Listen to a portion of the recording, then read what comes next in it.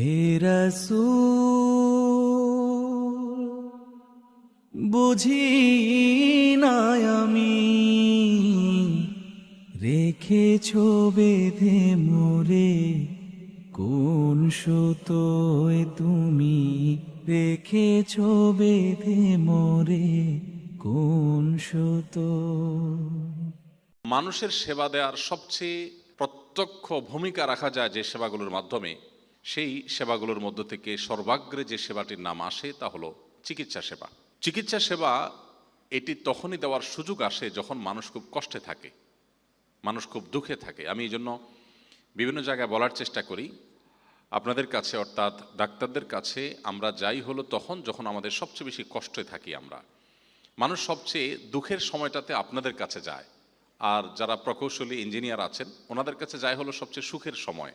Pocket ভর্তি টাকা পয়সা আছে, অ্যাকাউন্টে অনেক টাকা পয়সা আছে, একটা ঘর বাড়ি করতে হবে, তখন সাধারণত ইঞ্জিনিয়ারদের কাছে যায়। এই জন্য ইঞ্জিনিয়ারদের কাছে যাওয়ার সময় মানুষ খুব প্রফুল্ল থাকে, বাট আপনাদের কাছে যখন আসে তখন মানুষের মন মরা থাকে। একজন হাসি খুশি মানুষকে বরণ করা আর একজন দুঃখ দুর্দশাগ্রস্ত মানুষকে বরণ করার মধ্যে আসমান এবং জমিন তফাৎ। যার কারণে আপনাদের এখানে রোল প্লে করাটা অ্যাজ এ মুসলিম অত্যন্ত গুরুত্বপূর্ণ বিষয়। প্রিয় নবী সাল্লাল্লাহু আলাইহি ওয়াসাল্লাম তিনি যেহেতু মানব সেবাকে খুব গুরুত্ব আরোপ করেছেন এবং তার জীবনে এটি তার গুরুত্বপূর্ণ একটি কাজ ছিল, তার একটি ঐতিহাসিক হাদিস আছে, আপনারা অনেকে শুনেছেন, আহাব্বুল আমাল ইলাল্লাহি, আল্লাহ তাআলার কাছে সবচেয়ে প্রিয় কাজ কোনগুলো? এই প্রিয় কাজের তালিকার মধ্য থেকে অন্যতম একটি কাজ হলো মানুষের উপকার করা, মানুষের কোনো কল্যাণে আসা, মানুষের উপকারে নিজেকে নিয়োজিত করা। নবী করিম সাল্লাল্লাহু আলাইহি সাল্লামের একটি হাদিস আছে, আহাব্বুন নাস ইলাল্লাহি আনফাউহুম লিন্নাস, মানুষদের মধ্যে আল্লাহর সবচেয়ে প্রিয় মানুষ হলেন সে মানুষেরা যারা মানুষ হিসেবে অন্য মানুষের উপকারে সবচেয়ে বেশি আসে। আপনি যত বেশি মানুষের উপকারে নিজেকে নিয়োজিত করবেন আপনি আল্লাহর কাছে তত প্রিয় পাত্র হতে পারবেন। এই জায়গাটায় একজন চিকিৎসা সেবা সংশ্লিষ্ট ব্যক্তি যত দ্রুততার সাথে যত ভালোভাবে আল্লাহর প্রিয় পাত্র হতে পারেন, অন্য অনেক পেশার মানুষ বা অন্য অনেক শ্রেণীর মানুষের জন্য সেটা কিন্তু সম্ভবপর নয়। আপনাদের এই পুরো কর্মকাণ্ডকে, এই কর্মযজ্ঞকে, চিকিৎসার সাথে যারা যেভাবে জড়িত আছেন, আপনাদের সমস্ত কাজগুলোকে ইবাদতে পরিণত করার জন্য কোরআন এবং হাদিসের আলোকে, প্রিয় নবী সাল্লাল্লাহু আলাইহি ওয়াসাল্লামের সুন্নাহর আলোকে আমি কয়েকটি পরামর্শ আপনাদের সমীপে নিবেদন করতে চাই। প্রথম যে বিষয়টি বলতে চাই তা হলো, নবী করিম সাল্লাল্লাহু আলাইহি ওয়াসাল্লাম বলেছেন, মা খালাকাল্লাহু মিন দাইন ইল্লা জাআলা লাহু শিফা, আলিমাহু মান আমিলাহ আলিমাহ ওয়া জাহিলাহু মান জাহিলাহ ইল্লা সাম। নবী করিম সাল্লাল্লাহু আলাইহি ওয়াসাল্লাম বলেছেন, আল্লাহ রাব্বুল আলামিন এমন কোন রোগ সৃষ্টি করেননি পৃথিবীতে যেই রোগের কোনো প্রতিষেধক সৃষ্টি করা হয়নি। প্রত্যেকটি রোগের প্রতিষেধক সৃষ্টি করা হয়েছে, প্রতিটা রোগের ঔষধ আল্লাহ রাব্বুল আলামিন রেখেছেন। কেউ হয়তো সেটি আবিষ্কার করতে পেরেছে, কেউ হয়তো পারেনি। হাদিসের এই অংশটা খুব গুরুত্বপূর্ণ। আলিমাহু মান আলিমাহ ওয়া জাহিলাহু মান জাহিলাহ। আল্লাহ রাব্বুল আলামিন পৃথিবীতে প্রতিষেধক, ঔষধ, সমাধান ছাড়া পৃথিবীতে কোনো সমস্যা, কোনো রোগ, কোনো অসুখ, কোনো অসুবিধা আল্লাহ তাআলা রাখেননি। প্রত্যেকটি অসুখ, প্রত্যেকটি অসুবিধার সমাধানের পথ আল্লাহ তাআলা রেখেছেন।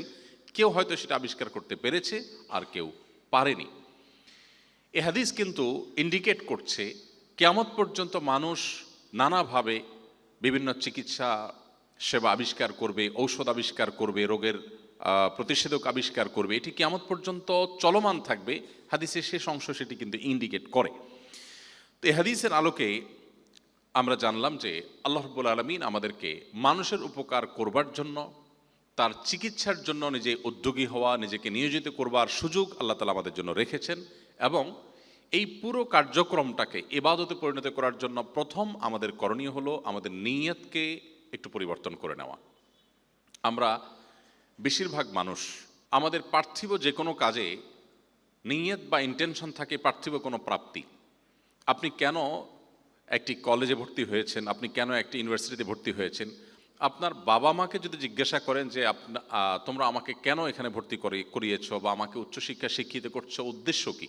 আপনি আমাদের সমাজের বেশিরভাগ বাবা মাকে দেখবেন তারা তাদের সন্তানদেরকে উচ্চশিক্ষায় শিক্ষিত করেন কেন? সামাজিক মর্যাদার জন্য, সমাজ যেন তাদের মুখটা উজ্জ্বল হয় সেই লক্ষ্যে। তারা কেন করেন? তাদের সন্তানটা যেন পরিচয় দেওয়ার মতো একটা পর্যায়ে যেতে পারে। তো এটা তো একটা মানুষের জীবনের লক্ষ্য হতে পারে না।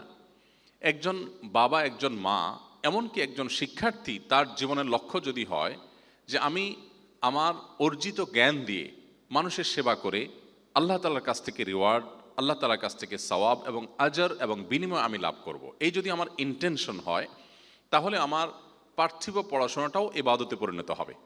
ঐতিহাসিক একটি হাদিস আপনারা বারবার নিশ্চয় শুনেছেন, নবী সাল্লাল্লাহু আলাইহি ওয়াসাল্লাম বলেছেন, ইন্নামাল আমালু বিন্নিয়াত। বান্দা যত কাজ করবে সমস্ত কাজ নির্ভর করবে তার ইন্টেনশন বা নিয়তের উপরে। অনেক সময় দেখা যাবে একজন মানুষ ইবাদত করছে, তার নিয়াত বা উদ্দেশ্যের মধ্যে অসাধুতা আছে, ত্রুটি আছে। এই ত্রুটিপূর্ণ উদ্দেশ্যের কারণে তার ইবাদতটা কিন্তু পাপাচারে পর্যবসিত হতে পারে। পক্ষান্তরে একজন মানুষ নিছক একটি পার্থিব কাজ করছেন, তিনি এমন কোনো কাজ করছেন যার সাথে আসলে ইবাদতের তেমন কোনো সম্পর্ক নেই। যেমন আপনাদের কথাই বলি, আপনি চিকিৎসা শাস্ত্রের বই পুস্তক পড়ছেন, আপনি চিকিৎসার বিভিন্ন বিষয় আশয়গুলোকে রপ্ত করার চেষ্টা করছেন, এটি একান্তই পার্থিব বিষয়, যার সাথে বাহ্যিক দৃষ্টিকোণ থেকে পারলৌকিক কোনো বিষয় সম্পৃক্ত নয়। অথচ আপনার উদ্দেশ্য যদি হয় আমার অর্জিত জ্ঞান দিয়ে আমি মানুষের সেবা করে আল্লাহর সন্তুষ্টি পেতে চাই, আল্লাহর কাছ থেকে আজারটাই আমার মুখ্য উদ্দেশ্য, অন্য কোনো কিছু আমার মুখ্য উদ্দেশ্য নয়, এই যদি হয় আপনার নিয়াত, তাহলে সেক্ষেত্রে আপনার পার্থিব এই কাজটি ইবাদত হতে পারে। একজন ইসলামের ইতিহাসের পূর্বসূরি, তার একটি বক্তব্য আছে, রুব্বা আমালিন কাবীরিন তুসাগিরুহুন নিয়া ওয়া রুব্বা আমালিন সাগীরিন তুকাব্বিরুহুন নিয়া। অর্থাৎ অনেক বড় বড় কাজ আছে, দৃশ্যত অনেক বড় কাজ, অনেক ভালো কাজ, কিন্তু নিয়ত বা উদ্দেশ্যে ভেজাল থাকার কারণে সেই বড় কাজটি খুব ক্ষুদ্র তুচ্ছ কাজে পরিণত হয়। আবার অনেক তুচ্ছ বা সাধারণ কাজ আছে, যে সাধারণ কাজ বান্দার উদ্দেশ্য এবং নিয়তের কারণে আল্লাহ তাআলার কাছে বৃহৎ, মহৎ, বিশাল বড় কাজে পরিণত হয়। একজন মাদ্রাসায় পড়েছে, তার উদ্দেশ্য তিনি মাদ্রাসায় পড়ে একজন বক্তা হবেন, একজন ইমাম হবেন, একজন খতিব হবেন এবং এটা দিয়ে তার সংসার তিনি চালাবেন। অর্থাৎ পার্থিব উদ্দেশ্যে তিনি ধর্মীয় জ্ঞান অর্জন করছেন। কাজটা বিশাল, আল্লাহর কাছে অনেক বড় কাজ, কিন্তু তার উদ্দেশ্যে এই ভেজাল থাকার কারণে, তুচ্ছ উদ্দেশ্যের কারণে এই বৃহৎ এবং মহৎ কাজটি একটা তুচ্ছ কাজে পরিণত হতে পারে, আল্লাহর কাছের কোনো বিনিময় নাও থাকতে পারে। আপনি একজন চিকিৎসক, আপনি একজন মেডিকেল কলেজের স্টুডেন্ট, আপনার পড়াশোনার উদ্দেশ্য যদি হয় আমি আমার অর্জিত জ্ঞান দিয়ে মানুষের কষ্ট লাঘব করে মানুষের সৃষ্টিকর্তার কাছ থেকে বিনিময় লাভ করব, আল্লাহর কাছ থেকে আমি বিনিময় লাভ করব, অ্যাজ এ মুসলিম আল্লাহর কাছে আমাকে দাঁড়াতে হবে, যেতে হবে, আল্লাহর বান্দাদেরকে সেবা করলে আল্লাহ অনেক খুশি হন, সেই জায়গা থেকে আল্লাহর বান্দাদেরকে আমি সেবা দান করব, মুসলিম অমুসলিম নির্বিশেষে যে কোনো মানুষের কল্যাণে আমি কাজ করব, তাতে আল্লাহ আমাকে সওয়াব দিবেন। নবী সাল্লাল্লাহু আলাইহি ওয়াসাল্লাম হাদিসে সে ওয়াদা রয়েছে। এই উদ্দেশ্যে যদি আপনি পার্থিব পড়াশোনাও করেন, তাহলে আপনার এই পার্থিব পড়াশোনাটা এটি সাধারণ এবং জাগতিক কাজ হওয়া সত্ত্বেও আল্লাহর কাছে এটি অনেক বড় ইবাদত হতে পারে। এই জন্য আপনাদের উদ্দেশ্যে আমার প্রথম নিবেদন হলো, আপনাদের উদ্দেশ্যগুলো যদি কি আপনারা ইবাদতের উদ্দেশ্যে এটাকে রূপান্তরিত করতে চান, আপনাদের কর্মকাণ্ডকে, তাহলে আপনাদের উদ্দেশ্যটাকে একটু মডিফাই করে নিতে হবে। আপনাকে জিজ্ঞাসা করতে হবে আমি কেন পড়াশোনা করছি। আমি অভিভাবকদের প্রতি শ্রদ্ধা রেখেই বলি, বিভিন্ন পর্যায়ে বিশেষ করে অভিভাবকদের প্রোগ্রামগুলোতে আমরা বলার চেষ্টা করি যে আমাদের সমাজে বহু অভিভাবক পাবেন, তিনি তার সন্তানকে বড় ডাক্তার বানাতে চান, বড় ইঞ্জিনিয়ার বানাতে চান, বড় পাইলট বানাতে চান, বড় আর্মি অফিসার করতে চান, বড় পলিটিশিয়ান দেখতে চান, অনেক কিছু দেখতে চান। কিন্তু সেই বাবা আপনি খুব বেশি খুঁজে পাবেন না সমাজে, যে বাবা তার সন্তানকে বলে যে বাবা আমি চাই তুমি মানুষের মতো মানুষ হও, ভালো মানুষ হও, সৎ মানুষ হও, পরোপকারী মানুষ হও, পাশাপাশি তোমার পেশাগত, তোমার জ্ঞানগত দক্ষতা যতটুকু বৃদ্ধি হয় হোক, কিন্তু অ্যাজ এ মানুষ তুমি ভালো হও, এটা আমার জীবনে বড় স্বপ্নের জায়গা। এই কথা বলা বাবা, এই কথা বলা মা কিন্তু এখন খুব বেশি পাওয়া যায় না। অথচ আমরা আমাদের শৈশবে দেখেছি, যারা আমাদের চাইতে বয়সে সিনিয়র আপনারা আরও বেশি দেখেছেন, যে একটা সময় আমাদের এই অঞ্চলে মানুষের জ্ঞানে, বিজ্ঞানে, তথ্য প্রযুক্তিতে, অবকাঠামোতে, অন্য অনেক দিক থেকে আমরা পিছিয়ে ছিলাম। আমাদের এত ডাক্তার ছিল না, এত ইঞ্জিনিয়ার ছিল না, এত মেডিকেল কলেজ ছিল না, কিন্তু আমাদের সমাজে অনেক বাবা মা তার সন্তান যেন মানুষের মতো মানুষ হয়, সে যেন মিথ্যা কথা না বলে, সে যেন চুরি চুপটামি না করে, সে যেন কাউকে প্রতারণা না করে, সে যেন ভদ্র হয়, সে যেন ভালো মানুষ হয়, এই জন্য বাবা মার অনেক স্ট্রাগল করতে আমরা দেখেছি। আমরা আমাদের ছেলেবেলায় দেখেছি অনেক বাবা মা এর জন্য ব্যাকুল ছিলেন, তার ছেলেটা নামাজ পড়ে না, তার মেয়েটা পর্দা করে না, তার ছেলেটা খারাপ ছেলের সাথে উঠা বসা করে। এটা নিয়ে বাবা মা অনেক মাথা ব্যথা করতেন। পড়াশোনা নিয়ে চিন্তিত থাকতেন অনেক বাবা মা, বাট তার চাইতে বেশি চিন্তিত থাকতেন সন্তানের মোরাল দিকগুলো নিয়ে।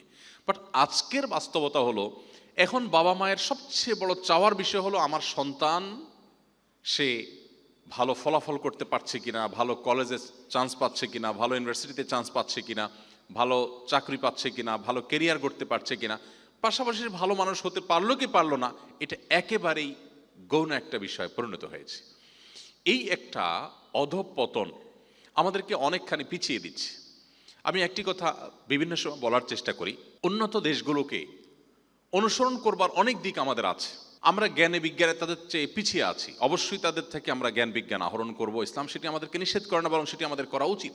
আমরা তথ্য প্রযুক্তিতে তাদের চাইতে পিছিয়ে আছি, এক্ষেত্রে আমরা অবশ্যই তাদের সহযোগিতা নিব, তাদের কাছ থেকে জ্ঞান অর্জন করব, আমরা সমৃদ্ধ করব, তাদেরকে ছাপিয়ে যাওয়ার চেষ্টা এবং সংগ্রাম আমরা অব্যাহত রাখবো, সন্দেহ নেই। কিন্তু আমাদের যে নিজস্ব সংস্কৃতি আছে মুসলিম হিসাবে, এমনকি বাঙালি বাংলাদেশি হিসেবে এখানকার ধর্ম বর্ণ নির্বিশেষে এই অঞ্চলের কিছু সংস্কৃতি আছে। আমরা সে সমস্ত কালচারাল দিকগুলোকে, নিজেদের কালচারাল দিকগুলোকে পায়ের নিচে রেখে আমরা পশ্চিমা পৃথিবীর কালচারকে গায়ে মাখানোর যে চেষ্টা করছি, এটা একান্তই অপ্রয়োজনীয় একটি কাজ। আমাদের বাবা মা আমাদের সন্তানদের এই সমস্ত দিকগুলোকে দেখবার কোনো বিন্দু মাত্র প্রয়োজনীয়তা বেশিরভাগ অভিভাবকরা অনুভব করছেন না, যার ফলশ্রুতিও আমাদের সামনে পরিষ্কার যে আজ আমাদের সন্তানরা বেশিরভাগ ক্ষেত্রে বাবা মার চক্ষু শীতলকারী, নয়ন জোড়ানো সন্তান হচ্ছে না। কারণ সন্তান ভালো মানুষ হোক, এটা বাবা মার আসলে কাঙ্ক্ষিত কোনো জায়গাই নয়। আমি আমার ছেলে মেয়েদেরকে বলে দিয়েছি যে তোমাদের পরীক্ষায় কি ফলাফল করলে এটা নিয়ে আমার খুব বেশি আগ্রহ নেই, অবশ্যই তুমি ভালো ফলাফল করার চেষ্টা করো, সেই জন্য আমি তোমাকে উৎসাহ দেই, বাট এটা নিয়ে আমার খুব বেশি মাথা ব্যথা নেই। আমার বেশি মাথা ব্যথার জায়গা হলো তুমি সততার জায়গায় অনড় থাকবে। আমার ছেলে যখন এসএসসি পরীক্ষা দিচ্ছিল, তখন আশেপাশে যেহেতু কারোর দিকে সে তাকায়নি, সে নিজের মতো করে নিজের খাতায় তার প্রশ্ন উত্তর করে আনসার করে সে জমা দিয়ে চলে এসেছে। তার আশেপাশে থাকা সহপাঠীরা, বন্ধুরা, এমনকি তার টিচাররা বলা বলে শুরু করতে লাগলো যে তুমি ডানে বামে তাকাও না, কাউকে দেখতে দাও না, নিজে কারোরটা দেখো না, এভাবে কোনো পরীক্ষা হয় নাকি? অর্থাৎ টিচার নিজেই অবাক যে কিভাবে এটা সম্ভব, এত ভালো কি ভালো? ব্যাপারটা এরকম যে এত ভালো কি ভালো। আমি আমার সন্তানকে বলে দিয়েছি এবং আমাদের স্নেহভাজন যারা থাকে তাদেরকে আমি বলি সব সময়, পরীক্ষায় ভালো ফলাফল করতে পারলাম কি পারলাম না এটা তো একটা পরীক্ষার বিষয়, এখানে আরেকটা হিডেন পরীক্ষা আছে, সেটা হলো আমি সততার সাথে পরীক্ষা দিতে পারলাম কিনা। পরীক্ষা দিতে গিয়ে আমি অসৎ কোনো উপায় অবলম্বন করলাম কি করলাম না, এটা আরেকটা পরীক্ষার ব্যাপার। আমি যদি আমার পরীক্ষায় ভালো ফলাফল করতে নাও পারি, কিন্তু আমি আমার পরীক্ষায় সততার পরীক্ষায় উত্তীর্ণ হই, তাহলে আমি আসল পরীক্ষা উত্তীর্ণ হয়ে গেলাম। আমার মানসিক শান্তির জায়গাটা নিশ্চিত হয়ে গেল যে আমি আমার নৈতিক পরীক্ষা আমি উত্তীর্ণ হয়েছি। আমি এই কাগজে পরীক্ষা উত্তীর্ণ না হলেও আমার নীতির পরীক্ষা আমি উত্তীর্ণ। আমি নকল করিনি, আমি কারো সহযোগিতা নেইনি এবং অবৈধভাবে কাউকে সহযোগিতা করিনি। তো এই কথাগুলো এই জন্য বলা, আজকাল বেশিরভাগ বাবা মা, বেশিরভাগ অভিভাবক, বেশিরভাগ শিক্ষার্থী তাদের জীবনের লক্ষ্য নির্ধারণ করেন তারা ভালো একটা ক্যারিয়ার গড়বেন, ভালো একটা চাকরি পাবেন, ভালো একটা জায়গা যাবেন, জাস্ট এটুকু। অ্যাজ এ মুসলিম আমাদের দৃষ্টিভঙ্গি আরও গভীরে যাওয়ার কথা, আমাদের দৃষ্টিভঙ্গি আরও দূরের থাকার কথা। একজন মুসলিম হিসাবে আপনাকে অবশ্যই লক্ষ্য করতে হবে যে আপনি যে জাগতিক জ্ঞান অর্জন করছেন, আপনার প্রতিটি লাইন, প্রতিটি শব্দ যে আপনি পাঠ করছেন, একজন মেডিকেল স্টুডেন্ট হিসাবে আপনাকে অসংখ্য শব্দ মুখস্থ করতে হয়, অসংখ্য পড়া মুখস্থ করতে হয়, অসংখ্য থিওরি আপনাকে রপ্ত করতে হয়, অনুধাবন করতে হয়, বুঝতে হয়। এই যে আপনার সময় ব্যয় হচ্ছে, এই সবটুকুন সময়কে পরিপূর্ণভাবে ইবাদতে আপনি রূপান্তর করতে পারেন, কনভার্ট করতে পারেন শুধুমাত্র আপনার উদ্দেশ্যটাকে পরিবর্তন করার মধ্য দিয়ে, যে আমি আমার এই জ্ঞান অর্জন করে টাকা পয়সা অর্জন হবে, সম্মান মর্যাদা অর্জন হয়তো হবে, আমি একটা ভালো জায়গায় হতে যেতে পারবো, বাট সেটা আমার মুখ্য উদ্দেশ্য না। আমার মুখ্য উদ্দেশ্য আল্লাহকে সন্তুষ্ট করা। আল্লাহকে সন্তুষ্ট করার যদি উদ্দেশ্য হয়, আল্লাহ না করুন আপনি খুব বড় ডাক্তার হতে পারলেন না, আপনি ভালো কোনো পজিশন হোল্ড করতে পারলেন না, আপনি ভালো কোনো জায়গায় যেতে পারলেন না। আপনার স্বপ্ন ছিল আপনি সারা দেশের মানুষের কল্যাণে, মুসলিম বিশ্বের মুখ উজ্জ্বল করবার জন্য, বিশ্ব মানবতার কল্যাণে আপনি বিরাট ভূমিকা রাখবেন, অনেক স্বপ্ন ছিল, বাট কিছুই করতে পারলেন না। কিন্তু যেহেতু আপনার উদ্দেশ্য ছিল আল্লাহকে খুশি করার জন্য এটি আপনি করবেন, ইসলাম বলে, নবী সাল্লাল্লাহু আলাইহি ওয়াসাল্লাম বলেছেন, মান হাম্মা বিহাসানাতিন ফালাম ইয়ামালহা, কেউ কোনো ভালো কাজ করবার প্রতিজ্ঞা করেছে, সে মানসিকভাবে প্রস্তুতি নিয়েছে যে সেটা করবে এবং আল্লাহর কাছ থেকে রিওয়ার্ড পাওয়ার আশায়, সওয়াব পাওয়ার আশাতে তিনি এটা করবেন, এটা নিয়ত করেছেন, তিনি যদি সেটা করতে নাও পারেন আল্লাহ রাব্বুল আলামিন পরিপূর্ণ বিনিময় তাকে দিয়ে দিবেন। এজন্য ঈমানদারের হারাবার কিছু নেই, কিন্তু উদ্দেশ্যটা হতে হবে আল্লাহর কাছ থেকে বিনিময় এবং সওয়াব লাভ করা। পার্থিব কোনো তুচ্ছ উদ্দেশ্যে ঈমানদারের কোনো কাজ করা সাজে না। একজন ঈমানবিহীন মানুষ, একজন অবিশ্বাসী মানুষ, তার দৃষ্টিভঙ্গি শুধু পার্থিব জগৎ পর্যন্তই সীমাবদ্ধ থাকে। একজন ঈমানদার তিনি পার্থিব জগতের বাইরেও পারলৌকিক জগৎকেও তার দৃষ্টিসীমানার মধ্যে রাখে, যার কারণে একজন ঈমানদারের দৃষ্টিভঙ্গি আর একজন অবিশ্বাসী দৃষ্টিভঙ্গির মধ্যে আসমান জমিন পার্থক্য। একজন অবিশ্বাসী তার জীবনে কিছু যদি করতে না পারে তাহলে সে ডিপ্রেসড হয়ে যায়, কারণ তো আর পরকাল বলতে কোনো কিছু তার বিশ্বাস নেই, সে শেষ, কারণ সে যেটা করতে চেয়েছে সেটা হয়নি। বাট একজন ঈমানদার তার হারাবার কিছু নেই, আমি চেষ্টা করেছি ভালো কিছু করার, করতে পেরেছি আলহামদুলিল্লাহ, করতে পারি নাই তাতেও দুঃখের কিছু নেই। স্কুল লেভেলে অনেকে আছে, আপনাদের মধ্যে অনেকে থাকতে পারে, অনেক পড়াশোনা করে, অনেক চেষ্টা করে। কেন চেষ্টা করে? তাকে ভালো ফলাফল করতে হবে। ভালো ফলাফলের জন্য এত সিরিয়াস কেন? কারণ পাশের বাসার আন্টিকে দেখিয়ে দিতে হবে, কারণ সে আন্টিটা সকাল বিকালে সে আপনার মাকে মাথাটা নষ্ট করে, তার ছেলে হান করেছে, তার মেয়ে তান করেছে, তো এই সমস্ত কথা আপনার মা আবার আপনাকে শোনায়, আপনার বিরক্তির কারণ হয়। আপনার এখন জেদ হয়েছে যে পাশের বাসার আন্টিকে দেখায় দিতে হবে। এখন আপনি ভালো পড়াশোনা করছেন, অনেক পরিশ্রম করছেন, অনেক মনোযোগ দিচ্ছেন, আপনাকে ভালো ফলাফল করতেই হবে, কারণ পাশে বাসা আন্টিকে দেখাতে হবে। আচ্ছা, এখন আপনি অনেক চেষ্টা করলেন, অনেক পড়াশোনা করেছেন, পড়াশোনা করে পাশে বাসার আন্টিকে দেখাতে পারলেন না।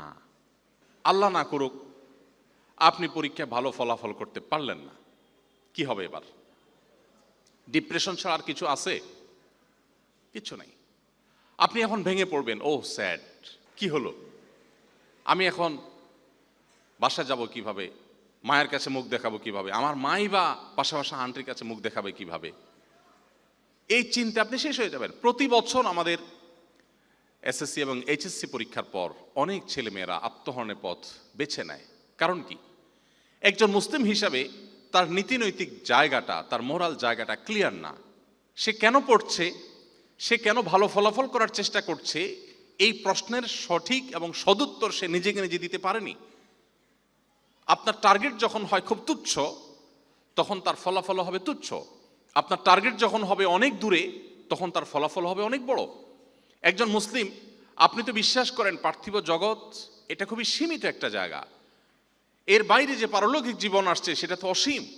অতএব আপনি যদি এই উদ্দেশ্যে পড়েন যে আল্লাহ, আমি ভালো ফলাফল করে, ভালো কলেজে চান্স পেয়ে, ভালো ইউনিভার্সিটিতে চান্স পেয়ে, ভালো চাকরি পেয়ে, ভালো চেয়ারে গিয়ে আমি সততার সাথে, নিষ্ঠার সাথে কাজ করব, মানুষ উপকার করব, অন্যায় অনাচারের বিরুদ্ধে রুখে দাঁড়াবো, আমার এই প্রিয় স্বদেশের মুখকে উজ্জ্বল করে আমি বিশ্ব দরবারে তুলে ধরবো, মুসলিম মিল্লাতের মুখকে উজ্জ্বল করব, বিশ্ব মানবতার কোনো সংকট সমাধানে আমি ভূমিকা রাখবো, আমি নেতৃত্ব দিব, আমার যোগ্যতা দিয়ে, আমাদের স্কিল দিয়ে, আমার পড়াশোনা দিয়ে আমি সেখানে কিছু একটা ভূমিকা রাখবো। এটা আমার জীবনের স্বপ্নের জায়গা। আমার ভালো গাড়ি হলো কিনা, বাড়ি হলো কিনা, সম্মান হলো কিনা, পদ পদবি হলো কিনা, তার চেয়ে বড় চাওয়ার জায়গা হলো আমি আল্লাহকে খুশি করার জন্য আল্লাহর বান্দাদের সেবা দিতে পারলাম কিনা। এই উদ্দেশ্যে যদি আপনি পড়াশোনা করেন, ওই পাশে বাসা আন্টিকে দেখানোর উদ্দেশ্য যদি না থেকে আল্লাহকে দেখিয়ে আল্লাহর কাছ থেকে সওয়াব পাওয়ার আশায় যদি আপনি পড়েন, আল্লাহ না করুন আপনি যদি সেটা অ্যাচিভ করতে নাও পারেন, অ্যাজ এ মুসলিম আপনার বিশ্বাসের জায়গাটা ভেরি ক্লিয়ার থাকবে যে আল্লাহর কাছ থেকে আপনি সওয়াব কিন্তু নিশ্চয়ই পাচ্ছেন। তাহলে ইমানদারের ডিপ্রেসড হওয়ার কোনো সুযোগ আছে? জাস্ট এই কারণে আল্লাহ তাআলা বলেছেন, ওয়ালা ইয়াইআস মির রাউহিল্লাহি ইল্লাল কওমুল কাফিরুন, আল্লাহর রহমত থেকে অবিশ্বাসী ছাড়া কেউ নিরাশ হতে পারে না। ইমানদার কখনো নিরাশ হওয়ার সুযোগ নেই। কেউ যদি আত্মহরণের পথে পথ বেছে নেয়, কেউ যদি আত্মহত্যার পথে পা বাড়ায়, নিশ্চিত বুঝতে হবে তার ইমানের উইকনেস চরম পর্যায়ে আছে। সে মুসলমান হতে পারে না, নামে মুসলমান হতে পারে, সে পরিপূর্ণ মুসলমান হতে পারে না। কারণ মুসলমান বিশ্বাস করে দেয়ালে পিঠ ঠেকে যাওয়া বলতে কোনো কথা নেই। মুসলমান বিশ্বাস করে দেয়ালে পিঠ ঠেকা বলতে কোনো কথা নেই। পৃথিবীর সমস্ত উপায় উপকরণ শেষ হয়ে গেলেও একজন মুসলিম হিসাবে আমি বিশ্বাস করি আমার আল্লাহ রাব্বুল আলামিন সকল অসম্ভবকে সম্ভব করতে পারেন। পারেন কি পারেন না? তাহলে আমার ডিপ্রেশনের কোনো কারণ নেই, আমার ভরসার জায়গাটা এখনো আছে। আমি শেষ মুহূর্ত পর্যন্ত চেষ্টা করব। এমন কি আমি যদি হেরেও যাই, ইমানদারের দৃষ্টান্ত হলো হাতির মতো, মরলেও লাখ বাঁচলেও লাখ। নবী করিম সাল্লাল্লাহু আলাইহি ওয়াসাল্লাম বলেছেন, আজাবান লি আমরিল মুমিন, ইমানদারের পুরো জীবনটাই অদ্ভুত। ইন্না আমরাহু কুল্লাহু খায়র, ইমানদারের সামগ্রিক জীবনের সবকিছুতেই কল্যাণ। ইন আসাবাহু খায়রুন শাকারা, ইমানদারের জীবনে সে যেটা চেয়েছে বেটে বলে হয়েছে, তখন সে আল্লাহকে শুকরিয়া জানায়, কৃতজ্ঞতা জানায়, থ্যাঙ্কস জানায়। এর বিনিময়ে সে তার আমলনামায় সওয়াব পায়। আবার ওয়াইন আসাবাহু শাররুন, ইমানদারের জীবনে যদি কোনো ক্ষয়ক্ষতি হয়, বিপদ আপদ হয়, তার যে লক্ষ্য ছিল সেখানে সে যদি যেতে না পারে, সবারা, সে সবর করে, ধৈর্য ধারণ করে, আল্লাহ সিদ্ধান্তকে তার জন্য কল্যাণকর মনে করে সে মেনে নেয়, ফাকানা খায়র আল্লাহ। তো সবর করার কারণে, ধৈর্য ধারণ করার কারণে তার অ্যাচিভমেন্ট হয়নি ঠিক আছে, কিন্তু এর বিনিময়ে তার জন্য জান্নাত ঠিকই হয়ে যায়। তাহলে ইমানদার হারাবার কিছু নেই। এই জন্য আপনাদের প্রতি আমার প্রথম আহ্বান হলো, বিশেষ করে আমি স্টুডেন্টদেরকে লক্ষ্য করে বলছি যে আপনারা যারা শিক্ষার্থী আছেন মেডিকেল কলেজের, আপনাদেরকে বলবো জীবনের শুরুতেই আপনি নিজের সঙ্গে নিজে বোঝাপড়াটাকে পরিষ্কার করে নেন যে আমি একজন চিকিৎসক হয়ে, একজন ডাক্তার হয়ে আমি আমার সাধ্য অনুযায়ী গরিব মানুষের মুখে, অভাবী মানুষের মুখে, দুস্থ মানুষের মুখে, রুগ্ন অসহায় রোগীদের মুখে আমি হাসি ফুটাবার জন্য আমার শেষটুকুন দিয়ে আমি চেষ্টা করে যাব। এবং অনেকে এরকম ভালো উদ্দেশ্যে কাজ করেন কিন্তু তিনি মুসলিম নন, কিন্তু আপনি অ্যাজ এ মুসলিম আপনার বিশ্বাসের জায়গাটা থাকবে প্রত্যেকটা মানুষ উপকারের বিনিময়ে আমি আমার আল্লাহর কাছ থেকে বিনিময় আমার আমলনামায় যুক্ত হবে, সেটা আমি লাভ করব আখেরাতে, দুনিয়াতেও এর বিনিময় আল্লাহ তাআলা আমাকে দিবেন। সো আমি আমার রবকে সন্তুষ্ট করতে চাই, আমি জান্নাত পেতে চাই, জান্নাতে অগ্রগামী থাকতে চাই। আমি আবারও বলি, গতকালকে আমাদের প্রোগ্রাম ছিল কুমিল্লা মেডিকেল কলেজে, আমি সেখানে বলেছিলাম যে আমার জীবনে একটা পেশার প্রতি খুব বেশি ঈর্ষা হয়, সেই পেশাটা হলো চিকিৎসকদের পেশা। যদি কারোর জীবনে কোনো আফসোস থাকে যে আমি কেন এটা হতে পারলাম না, তো আমার আফসোস হলো যে আমি যদি চিকিৎসক হতাম অথবা চিকিৎসা সেবার সাথে জড়িত কেউ হতে পারতাম। তো আলহামদুলিল্লাহ, সেই দুঃখকে লাঘব করার জন্য আসুন্নাহ ফাউন্ডেশন থেকে আমরা ক্রাউড ফান্ডিং প্ল্যাটফর্মের বিশাল বড় একটি প্রজেক্ট হাতে নিয়েছি। প্রায় বছর খানেক ধরে, 1 বছর ধরে আমাদের কাজ চলমান আছে। আরও কয়েক মাস সময় লেগে যাবে। এই প্ল্যাটফর্মটা যদি আমরা উন্মুক্ত করতে পারি, এদেশের গ্রামে গঞ্জের শহরের দুস্থ অসহায় গরিব রোগী যারা আছেন তাদের ট্রিটমেন্টে যে খরচ ব্যয় সেটা নির্বাহ করা পানির মতো সহজ হয়ে যাবে ইনশাআল্লাহ। পুরো ডিজাইনটা আল্লাহর মতে আমরা অনেকখানি দাঁড় করে ফেলেছি এবং ইনশাআল্লাহ এটিকে আমরা খুব শীঘ্রই লঞ্চ করতে পারবো। এটি যখন আমরা লঞ্চ করব তখন আমরা আশা করছি যে টাকার অভাবে যারা চিকিৎসা করাতে পারছেন না, যারা নানা কারণে চিকিৎসা সেবা থেকে বঞ্চিত হচ্ছেন, তাদের অনেক বেশি সেবা আমরা দিতে পারবো। এবং সিস্টেমটাকে আমরা এমনভাবে ডেভেলপ করছি যে আমরা এটার জন্য কোনো ফান্ড কালেকশন করব না, কোনো প্রকার তহবিল আমরা সংগ্রহ করব না। আমরা শুধুমাত্র রোগীদের ডাটাগুলোকে কালেক্ট করে সেগুলোকে রিচেক করে আমরা আমাদের ওয়েবসাইটে আপলোড করে দিব এবং আমরা মার্কেটিং করব। ডোনার এবং রোগীর মধ্যে আমরা শুধুমাত্র সেতু বন্ধনটা করে দিব। ডোনার তার মতো করে পছন্দের রোগীকে সেবা দিবেন এবং বাংলাদেশের মানুষের মধ্যে যে কল্যাণকামিতা আছে, আমরা এবারের বন্যায় দেখেছি আসুন্নাহ ফাউন্ডেশন এর ক্ষুদ্র ডাকে এবং প্রচেষ্টায় আলহামদুলিল্লাহ 15 লক্ষ মানুষ মাত্র 12 দিনে আমাদের ডাকে সাড়া দিয়ে বন্যার্থদের জন্য অর্থ সহযোগিতা করেছেন। 15 লক্ষ মানুষ মাত্র 12 দিনে অর্থ সহযোগিতা করেছেন এবং 12 দিনে প্রতিদিন প্রায় 3 থেকে 3,500 মানুষ স্বেচ্ছায় শ্রম দিয়ে, তাদের মধ্যে আমি ব্যক্তিগতভাবে চিনি এমন ঢাকা ইউনিভার্সিটির টিচার প্রফেসর আছেন, বিভিন্ন শ্রেণী পেশার মানুষ আছেন, এমনকি অন্য ধর্মাবলম্বী আছেন, তারা এসে কাঁধে কাঁধ মিলিয়ে কাজ করেছেন। তো আমাদের এই দেশে মানুষের মধ্যে নানা দোষ ত্রুটি আছে, কিন্তু এদেশে মানুষের কিছু গুণের জায়গা আছে। এর মধ্যে একটা হলো, কোনো ভালো উদ্যোগে যদি সাধারণ মানুষ আস্থা পায়, নির্ভরতা পায়, তারা জীবনকে উজাড় করে দিতে রাজি আছে। তো আমি চিকিৎসক হতে পারিনি, সে আক্ষেপ আমার আছে, কিন্তু সেটাকে দূর করবার জন্য আল্লাহ তাআলা আমাকে একটা সুযোগ করে দিয়েছেন যে চিকিৎসা সেবায় আমাদের যে সমস্ত গরিব রোগীরা আছে তাদের জন্য একটা বিরাট প্ল্যাটফর্ম দাঁড় করিয়ে তাদের যে অর্থের অভাবে চিকিৎসা করাতে পারছিলেন না সেই কষ্টটা বোধহয় আমরা লাঘব করতে একটা বড় ভূমিকা ইনশাআল্লাহ রাখার সুযোগ হবে। তো আমি আপনাদেরকে আবারও বলছি, আপনার জীবনের শুরুতেই উদ্দেশ্যটা এটা হোক যে আমি আমার পেশায় ভালো হয়ে, দক্ষ হয়ে, যোগ্য হয়ে আমি যাই করব আমার আল্লাহর কাছ থেকে সওয়াব হবে আমার প্রধান উদ্দেশ্য। এর বাইরে টাকা পয়সা, সম্মান, ইজ্জত, পদ পদবি পেলাম আলহামদুলিল্লাহ, না পেলেও আমার দুঃখ নেই। এটা করলে আপনার দুটি লাভ হবে। প্রথমত, আপনার পুরো জীবনটাই ইবাদত হয়ে যাবে। আপনি আল্লাহর কাছে দেখবেন, আল্লাহ এত নফল নামাজ তো পড়ি নাই, এত রোজা তো রাখি নাই, এত হজ উমরা তো করি নাই, এত ওয়াজ নসিহত তো করি নাই, এত কোরআন তেলাওয়াত করি নাই, এত সুবহানাল্লাহ আলহামদুলিল্লাহ পড়ি নাই, এত দান সদকা করার মতো অর্থ করি আমার ছিল না, বাট এত আমল কোত্থেকে আসলো? আপনি নিজের আমল দেখে আপনি অবাক হবেন। নবী সাল্লাল্লাহু আলাইহি সাল্লাম এরকম অনেকগুলো ঘটনা, অনেকগুলো কেসের কথা তার বিভিন্ন হাদিসে তিনি বলেছেন যে অনেক মানুষ আছে জান্নাতে আখেরাতে গিয়ে আল্লাহকে বলবে, আল্লাহ অবাক হয়ে যাবে, আল্লাহ আমার এত আমল কোত্থেকে আসলো, আমি তো আমল করিনি।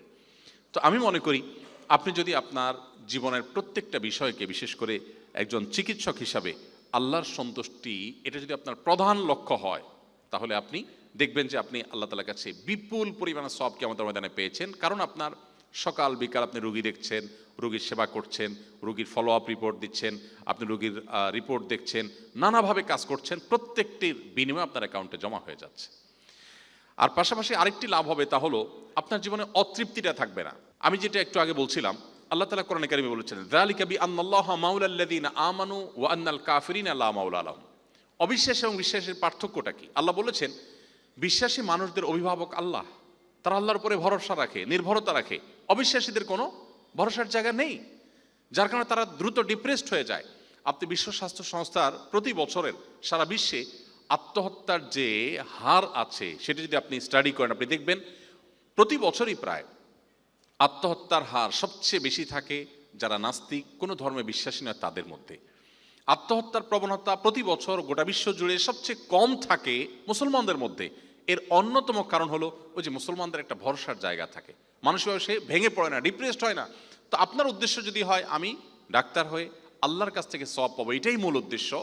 আর বাকিগুলো ভালো কোনো পদে আমি যেতে পারলাম কি পারলাম না, ভালো কোনো জায়গায় যেতে পারলাম কি পারলাম না, ভালো কোনো ডিগ্রি নিতে পারলাম কি পারলাম না, এটা আমার জীবনে অনেক বড় লক্ষ্য না, সেকেন্ডারি লক্ষ্য। তাহলে দেখবেন আপনার জীবনে আপনি হালকা হয়ে যাবেন, টেনশন অনেকটা কমে যাবে, আপনি সামনে অগ্রসর হতে অনেক সহজে পারবেন ইনশাআল্লাহ তাআলা। নাম্বার 2, আমাদের মনে রাখা দরকার, আমাদের প্রিয় নবী সাল্লাল্লাহু আলাইহি সাল্লাম তিনি কোনো অসুস্থ ব্যক্তি দেখলে, কোনো রোগীকে দেখলে সর্বাগ্রে যে কাজটি করতেন তা হলো তাকে মানসিকভাবে সান্ত্বনা দেওয়ার চেষ্টা করতেন। তার মানসিকভাবে সান্ত্বনা দেওয়ার এই প্রচেষ্টাটা এত বেশি ছিল, একজন অমুসলিম যুবককে নবী করিম সাল্লাল্লাহু আলাইহি সাল্লাম দেখতে গিয়েছেন। দেখতে যাওয়ার পর তাকে নবী সাল্লাল্লাহু আলাইহি সাল্লাম বলেছেন, লা বাসা তাহুরুন ইনশাআল্লাহ। এই বাক্যগুলো আমাদের মুখস্থ থাকা দরকার মুসলমান হিসেবে। নবী করিম সাল্লাল্লাহু আলাইহি সাল্লাম কোনো রোগীকে দেখতে গেলে, যেই কোনো রোগীকে দেখতে গেলে বলতেন, লা বাসা তাহুরুন ইনশাআল্লাহ, অর্থাৎ ভয়ের কোনো কারণ নেই, কোনো টেনশন করবে না, অবশ্যই আল্লাহ তাআলা তোমাকে সুস্থ করবেন। এই যে একটা সান্ত্বনা, এই সান্ত্বনাটা রোগীর জন্য অনেক গুরুত্বপূর্ণ ব্যাপার। নবী করিম সাল্লাল্লাহু আলাইহি সাল্লাম কিন্তু এই সান্ত্বনা দিতেন এবং এটি তার সুন্নাহ, নবী সাল্লাল্লাহু আলাইহি ওয়াসাল্লাম সুন্নাহ। যে কোনো রোগী দেখতে গেলে নবী করিম সাল্লাল্লাহু আলাইহি ওয়াসাল্লাম রোগীর সাথে সাক্ষাৎ করলেই বলতেন, লা বাসা তাহুরুন ইনশাআল্লাহ। আমরা আমাদের ভাষায় বলতে পারি, টেনশনের কোনো কারণ নেই, কোনো দুশ্চিন্তা করবেন না, অবশ্যই আল্লাহ তাআলা সুস্থ করবেন আপনাকে। এই যে একটা নির্ভরতা দেওয়া, এটা গুরুত্বপূর্ণ ব্যাপার। আপনারা চিকিৎসা সেবার সাথে যারা জড়িত আছেন, আমি আপনাদেরকে বিনীতভাবে আহ্বান করতে চাই আপনাদের ভাই হিসেবে, যে আপনারা আপনাদের জীবনে যত মানুষকে সেবা দিবেন, প্রত্যেকটা মানুষকে শুরুতে অভয় দেওয়ার চেষ্টা করবেন। রোগ যত জটিল হোক, যত কঠিন হোক, আপনি আপনার দৃষ্টিকোণ থেকে হয়তো দেখছেন অনেক জটিল বা কঠিন, কিন্তু আল্লাহ তাআলার কাছে কঠিন বা জটিল বলতে কিছু নাই, তিনি চাইলে সব কিছু পারেন। সো আপনি আল্লাহর প্রতি তাকে ভরসা দিবেন। আল্লাহর প্রতি যদি আপনি ভরসা দেন, আল্লাহর প্রতি নির্ভর তাকে করতে বলেন, তাকে যদি আপনি অভয় দেন, তাহলে তার মানসিক শক্তি বৃদ্ধি পাবে। এবং আপনারা আমার চাইতে ভালো জানেন, মানুষের মধ্যে যখন মানসিক শক্তি খুব শক্তিশালী হয়, তখন তার মধ্যে ইমিউন সিস্টেম স্ট্রং হয়ে যায়, তখন মানসিকভাবে সে শক্তিশালী হওয়ার কারণে রোগ প্রতিরোধ ক্ষমতা তার মধ্যে বৃদ্ধি পায়।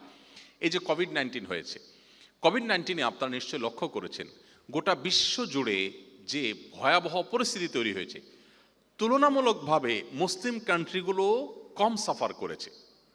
আমার এই তথ্যকে আপনি বাস্তবতার সাথে মিলিয়ে নিতে পারেন। আমি মেলানোর চেষ্টা করেছি। তুলনামূলকভাবে অমুসলিম কান্ট্রিগুলো খুব বেশি সাফার করেছে। আপনি ইউরোপ আমেরিকার কথা বলেন, তারা অনেক বেশি সাফার করেছে। সেই তুলনায় মিডল ইস্টের মানুষ অনেক কম সাফার করেছে। আপনি আমাদের দেশে কথা, এই অঞ্চলের কথা যদি বলেন, ভারতের দিল্লিতে লাশ সৎকার করা যাচ্ছিল না, প্রতিদিনে তখনকার পত্রিকার রিপোর্টগুলো চোখের সামনে এখনো ভাসে। ভয়াবহ এক অবস্থা তৈরি হয়েছে। সেই তুলনায় বাংলাদেশে তেমন কিছুই হয়নি। আমি ওই সময় কারওয়ান বাজারে ঢাকায় বিভিন্ন টিভি চ্যানেলে প্রোগ্রাম করতে আসতাম, ড্রাইভারকে ছুটি দিয়ে নিজে ড্রাইভ করে আসতাম এবং বিভিন্ন টেলিভিশন চ্যানেলে প্রোগ্রাম করতে আসতাম। তো আমার অবাক লাগতো যে কারওয়ান বাজারে ওখানে দেখা যেত যে বিভিন্ন লোকজন ওই বাজারে ফুটপাতে আশেপাশে বিভিন্ন জায়গায় শুয়ে আছে। আমরা মাস্ক, ডাবল মাস্ক, 3 লেয়ারের মাস্ক নিয়ে টেনশনে ছিলাম। মাস্ক অরিজিনাল না, আপনার সার্জিক্যাল মাস্ক হবে না, তাহলে ভালো মাস্ক লাগবে। আমরা দুনিয়ার টেনশন করতাম। আর ওদের মাস্ক তো দূরের কথা, ছাড়ার বস্তা একটা বিছায় তারা শুয়ে গেছে। এবং 10 দিন, 15 দিন, 20 দিন টানা আমার আসা যাওয়া হয়েছে। এমন বহু মানুষ আছে যে এই 20 দিন ধরে তিনি এই জায়গাতে আশেপাশের জায়গায় ঘোরাফেরা করছেন, কিসের কার মাস্ক। বাংলাদেশে যদি মেসাকার হতো, দিল্লির মতো পরিস্থিতিও যদি হতো, তাহলে আমাদের এখানে যে ঘনবসতি, আমাদের যে গরিব দেশ হিসাবে আমাদের যে সহায় সম্বল কম, পরিস্থিতি কোন পর্যায়ে যেত। কিন্তু সেই তুলনায় আমরা অনেক ভালো ছিলাম। এই ভালো থাকার কারণ কি থাকতে পারে সেটা আপনাদের গবেষণার ব্যাপার, আপনারা নিশ্চয়ই গবেষণা করবেন এবং নিশ্চয়ই বহু গবেষণা আছে। বাট একটা জিনিস অবশ্যই এখানে আমরা বলতে পারি, সেটা হলো মুসলমানদের মধ্যে ওই যে আল্লাহ ভরসা, আল্লাহর উপরে আস্থার জায়গাটা আছে। এই কারণে মানসিক শক্তি তাদের অনেক বেশি থাকে। তো আপনি রোগীকে চিকিৎসা সেবা দিতে গিয়ে যদি তাকে আল্লাহর উপরে ভরসা দেন, আপনি তাকে যদি সান্ত্বনা দেন এবং পজিটিভ কথা যদি বলেন, তাহলে দুটি লাভ হবে। এক হলো আপনার রোগী, সে আপনার প্রতি আস্থা রাখবে, সে স্বপ্ন দেখবে, সেই সাথে আল্লাহর কাছ থেকে আপনি সওয়াব পাবেন। কারণ নবী করিম সাল্লাল্লাহু আলাইহি ওয়াসাল্লাম সুন্নাত আপনি আদায় করেছেন। নবী সাল্লাল্লাহু আলাইহি ওয়াসাল্লামের আদর্শ ছিল তিনি কোনো পেশেন্টকে, কোনো অসুস্থ ব্যক্তিকে দেখলেই তাকে আগে অভয় দিয়ে নিতেন, তারপরে বাকি কথা বলতেন। অতএব শুরুতে অভয় দিয়ে নিতে হবে। আমার এক বন্ধু আছেন ঢাকা মেডিকেল কলেজের কার্ডিয়াকের ডাক্তার, তিনি আমাকে, আমি দেখলাম যে বিভিন্ন অসুখ বিসুখ নিয়ে আমার বা আমার পরিচিত কারোর ব্যাপারে ওনার সহযোগিতা নিলে তো শুরুতেই খুব এমনভাবে বলেন যে মনে হয় যে রোগী বাঁচাটা খুব কঠিন ব্যাপার। তো আমি বললাম, ভাই এই ছোটোখাটো ইস্যু আপনি যেভাবে বলেন, এটা কি বিষয়টা কি এরকম? তো উনি আমাকে বললেন, ভাই ইস্যু হলো কোনো পেশেন্ট, আমরা যেহেতু ঢাকা মেডিকেল কলেজে রুগীদের নিয়ে ডিল করি, গরিব মানুষ, সবাই মানুষ আসে, শেষ মুহূর্তে আসে, অন্য সব জায়গায় মানা করে দিয়েছে, তারপর আমাদের এখানে আসে। তো পরে যেন ঝামেলা না করে রুগীর লোকজন, সেজন্য শুরুতে আমরা বলে দেই বাঁচার সম্ভাবনা খুবই কম, ধরেন নাই, আশা একেবারেই নাই, আমরা চেষ্টাটা করতে পারি আল্লাহ ভরসা। আল্লাহ ভরসা ঠিকই বলি, কিন্তু শেষ লাইনে আগে বলে নেই যে বাঁচার সম্ভাবনা খুবই কম, রোগীর যা অবস্থা আপনারা দোয়া দরুদ পড়েন, আমরা চেষ্টা করি। এরপরে রোগী যদি বেঁচে যায়, তখন পেশেন্টের লোকজন তারা খুশিতে আত্মহারা, মাশাআল্লাহ মরা মানুষ জিন্দা হয়ে গেছে, মানে ডাক্তার সাহেব কি সার্ভিস দিয়েছেন। আর যদি আল্লাহ না করে মরে যায়, তো ডাক্তার সাহেব বলে আমি তো আগেই বলছিলাম, রাগ করার তো কিছু নেই। তো আমার ওই বন্ধুকে আমি বললাম, না ভাই আমি একমত হতে পারলাম না আপনার সাথে। আপনার যুক্তি আপনার পিঠ বাঁচানোর জন্য চমৎকার, সন্দেহ নেই। আপনার নিজের পিঠ বাঁচানোর জন্য বা অবুঝ রোগীর লোকজন, আত্মীয় স্বজন, তাদেরকে ম্যানেজ করার জন্য হয়তো আপনার বুদ্ধিটা চমৎকার। কিন্তু একজন মুসলিম হিসাবে আপনি শুরুতে যদি তাকে অভয় দেন এবং এরপরে আপনি বলেন যে ভাই হায়াত মওত আল্লাহ তাআলার কাছে, অনেক ছোট ছোট ইস্যুতে মানুষ দুনিয়া থেকে চলে যায়, আবার অনেক বড় বড় রোগ নিয়ে আল্লাহ তাআলা মানুষকে সুস্থ করে তারপর মেডিকেল থেকে, হসপিটাল থেকে বের করেন। অতএব আপনি যদি তাকে অভয় দেন, তাহলে আর কিছু না হোক নবী সাল্লাল্লাহু আলাইহি ওয়াসাল্লাম একটা সুন্নাহ আপনার দ্বারা জিন্দা হয়ে যাবে। আমি আমার জীবনে একটা ক্ষুদ্র অভিজ্ঞতার কথা আপনাদেরকে বলি। আমার একটা ছোট অপারেশন হয়েছে বেশ কিছুদিন আগে। তো আমি মূলত প্রকৃতিগতভাবে এই টাইপের মানুষ, যেটাকে ছুতুরি বলে আমাদের এলাকাতে, আপনাদের এখানে কি বলে আমি জানি না, মানে কিছু হইলে যে খুব ভয় পায়, সুই দেখলে খুব ভয় পায়, এই টাইপের মানুষকে কি বলে, ভীতু প্রকৃতির বলি। আমি এই টাইপের মানুষ যে একটু ইনজেকশন দিবে ডাক্তার, তাতে আমার মনে হয় আমি বোধহয় কালিমাতে এবার পড়ে রেডি হওয়া উচিত, এরকম একটা ব্যাপার। তো অপারেশন ছোট, আমার যিনি ডক্টর ছিলেন, আমি ওনাকে বললাম, ভাই আপনি তো থাকবেন, আপনার স্যার থাকবেন, আপনার স্যারের স্যার থাকলে আরও ভালো হয়, কমপক্ষে 3 জন ডাক্তার থাকতে হবে। তো ওনারা হাসাহাসি করছেন, বলেন ভাই এটা খুব ছোট ইস্যু, আমরা কত মজার ইস্যু ডিল করি, এটা এমন কোনো ব্যাপার না। আমি বললাম না ভাই থাকতে হবে। তো তো পরে উনি আমার কথা অনুযায়ী অপারেশন থিয়েটারে কয়েকজন ডাক্তার রাখলেন, সিনিয়র ডিপার্টমেন্টের প্রতিষ্ঠাতা চেয়ারম্যান এরকম একজন রাখলেন, প্রফেসর অ্যাসোসিয়েট প্রফেসর রাখলেন, 2-3 জন রাখলেন। আবার অ্যানেস্থেসিয়ার আমার পরিচিত এক বন্ধু আছেন ইবনে সিনা মেডিকেলের, ওনাকে রাখলাম। আবার যেখানে অপারেশন হয়েছে সেখানকার একজন, 2জন অ্যানেস্থেসিয়ার রাখলাম, কারণ আমার আবার পাওয়া যায় না পেছনে পিঠে, তো যার কারণে 2জন রাখলাম যে কোনো অসুবিধা যেন না হয়। আরেকজন ছিলেন আমার ওই বন্ধু যে বললাম ঢাকা মেডিকেল কলেজের। তাহলে সব মিলিয়ে কয়জন হলো? 5-6 জন ডাক্তার।